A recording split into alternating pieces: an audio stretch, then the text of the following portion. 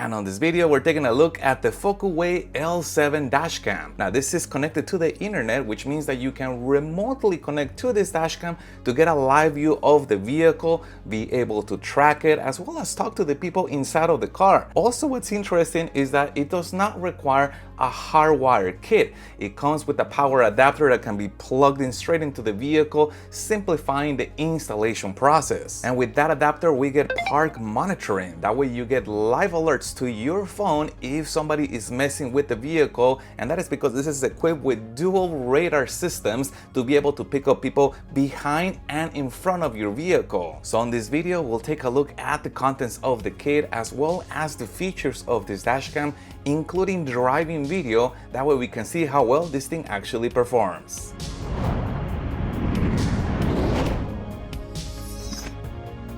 And I place a link in the description down below to this dashcam if you'd like to get one for yourself. Interesting profile, it also does not feature a screen, and that is because most of its operations are done via the app. And on the right hand side, you got an on-off switch and also the memory card bay. They already included 32GB memory card. However, this can be upgraded with up to 64GB of memory. And also there is a SIM card bay, and that is because this dashcam supports connection to LTE services, which can allow you to access it remotely. And for power, they included this OBD2 adapter. Now this connects to the OBD port on your vehicle and provides the dashcam with power similarly to a hardwire kit. That means that you do get parking mode with this dashcam with this included adapter, and it features low voltage protection. More on that later. Moving over to mounting, I'm gonna go ahead and peel this back. Then I can place this on the windshield. And the mount does allow you to adjust the viewing angle, and additionally, it lets you remove the dashcam from the windshield if needed. And finally, let's connect the OBD2 power adapter. Now, if you have trouble finding the OBD2 port on your vehicle, I have made another video showing how to find it. I'll put a link to that in the description down below. And the dashcam is gonna begin to record automatically every time the vehicle is running. And there is a blue light indicator right here. Once you see that blue light, that means that we are in fact recording. Now, unfortunately, there is no voice prompt letting us know start recording, and I think on a dashcam without a screen, it's always nice to have an audio confirmation that we are recording. In here, we just have to check that blue light. And there is two privacy modes. The very first one is just to close the cabin camera, effectively disabling it, but we are still recording audio and we're still recording video from the front camera. The second privacy mode is activated with the privacy mode button. Holding it up for 2 seconds. Activate the privacy mode. Is gonna disable the cabin camera, but also disable audio recording. And if you hold it for 2 seconds again, disable privacy mode, you can re-enable cabin recording and also the audio recording. But let's check out what the second button does. Emergency video locked.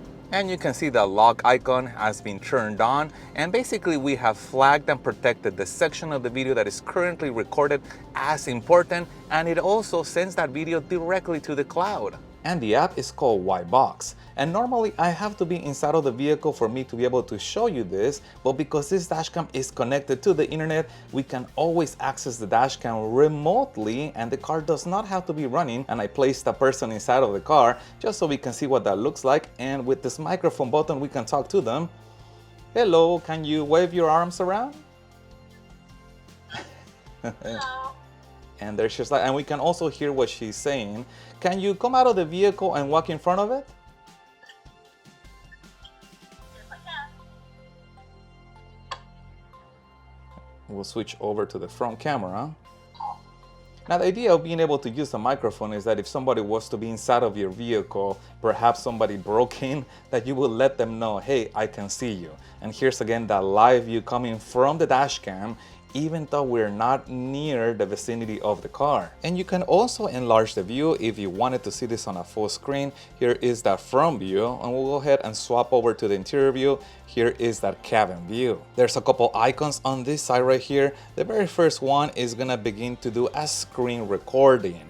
Now, the second one right here is the microphone that we used earlier to talk to somebody on the inside of the car. And then you got this third icon right here, which is a camera icon. And that is if you want wanted to take a screenshot. There is also this notification icon, and you can turn off the notifications, but I don't recommend that you turn them off. If you leave the notifications on, you will get notified whenever somebody starts the vehicle or when there are an incident that took place during parking monitoring. But also notice this icon right here. This allows you to switch between video that's stored in the cloud. This particular video was sent to the cloud because it was an event. Or if you tap that, then it's gonna switch over to the dashcam's internal memory. So all of these videos are located in the dashcam, and we can download them remotely using this little download icon. And you can also try to play back the videos without downloading them, but I noticed that this function is something a little bit buggy. Notice how it's not really playing the video, so it seems to prefer that you download the videos to your phone as opposed to trying to stream them directly from the car. But let's see how fast it takes to download the video. Now this is gonna depend on how much cell phone reception you have in the particular area where the car is located at, but for the most part, I've seen it that it averages somewhere, about maybe 30 seconds to download a video clip to your phone. I'm going to go ahead and tap on that one. And notice how the video works now. It's not kind of buffering like it was before, and you have both angles, the front view and then you have that cabin view. And one interesting quirk about this app is the screen brightness. Normally you would adjust that on your phone settings. In here, the app is what controls the screen brightness. Not sure why they did this. I find this kind of annoying, but once you figure it out, then you can control the brightness using the app. But let's go ahead and take a look at the settings by going inside that gear icon. You do have the ability to adjust the image. You can rotate the image, mirror, or mirror and rotate. Also interesting is this adjustment right here, vision mode.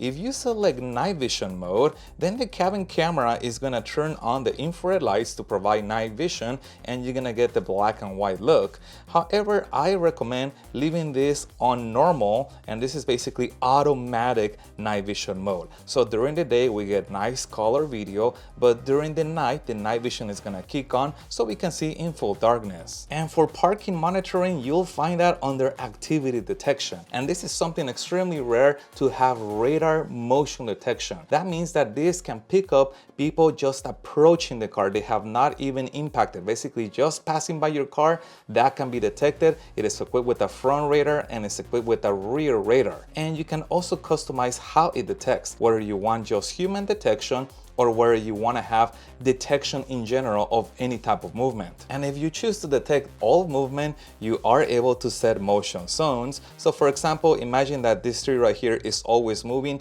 That will constantly trigger the dash cam thinking that there is movement. I could deselect that area and now the dash cam is gonna ignore this area for movement, but it's gonna track the rest of it. And you can also schedule park mode. You can select on here what days you want the park mode to be enabled and when you want that park mode to start and when do you want that park mode to end. And you can customize things like the video cloud duration. The maximum duration will be 20 seconds, and it tells you right there as you increase that, the battery of your vehicle may deplete a little bit faster and you're also going to consume more data. And we also get a G sensor that can allow the dashcam to detect when you get into a car crash. And normally I see a G sensor with low, medium, or high levels of adjustability.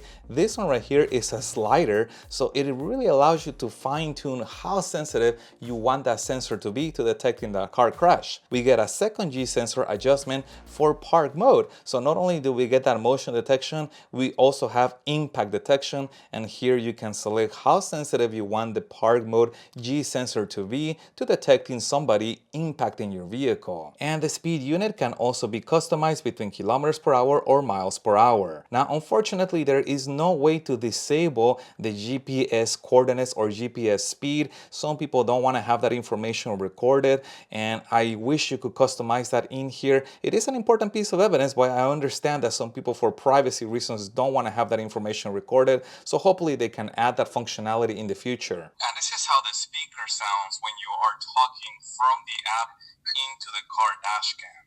But now let's go ahead and take a look at some driving video to see how well this thing actually performs. And this is an audio test of the Focuway L7 dashcam, and I am sitting on the driver's side seat. And this is an audio test of the Focuway L7 dashcam, and I'm standing outside the driver's side door.